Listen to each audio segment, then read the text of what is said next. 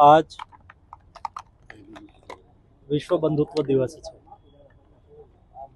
11 September 1893 में स्वामी विवेकानंदे विश्व धर्म परिषद शिकागोनी अंदर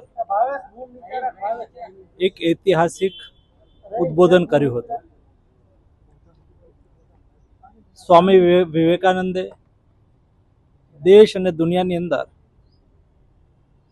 બંધુત્વનો સંદેશ આપ્યો હતો।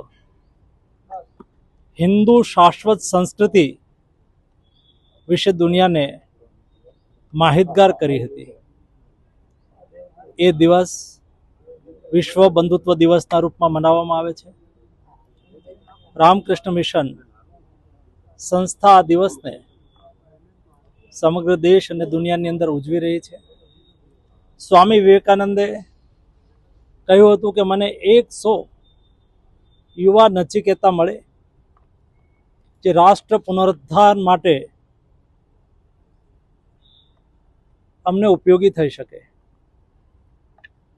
આજે પણ આપણા પ્રધાનમંત્રી આદરણીય મોદીજીએ વિકસિત ભારતની સંકલ્પના કરી છે અને વિકસિત ભારત માટે દેશના યુવાનોને રાષ્ટ્ર પ્રત્યે કર્તવ્યનું નિર્વહન કરવાનું આહવાન કર્યું છે। આજે ચોક્કસ રીતે દેશના યુવા રાષ્ટ્રને સમર્પિત, રાષ્ટ્રના વિકાસને સમર્પિત અને વિકસિત ભારતની સંકલ્પનાને ચરિતાર્થ કરવા માટે અગ્રેસર થઈ રહ્યા છે। સ્ટાર્ટઅપના માધ્યમથી, સ્ટેન્ડઅપના માધ્યમથી, સ્કિલિંગના માધ્યમથી યુવાઓ પોતે વિકસી રહ્યા છે અને રાષ્ટ્રના વિકાસમાં પોતાનું દાયિત્વ અદા કરી રહ્યા છે।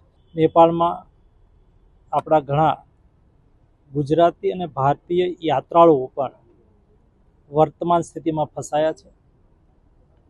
આપણું વિદેશ મંત્રાલય, આપણું વિદેશ દૂતાલય જે કાઠમંડુમાં છે એ પણ આપણા બધા શ્રદ્ધાળુઓ ભારતીયો એ સુખરૂપ ભારતની અંદર પરત પહોંચે એના માટે પ્રયાસ કરી રહ્યા છે। સાંજ સમાચાર ફેસબુક પેજને લાઇક કરો, વિડીયો શેર કરો અને વધુ વિગતવાર સમાચાર માટે sanssamachar.net વિઝિટ કરો।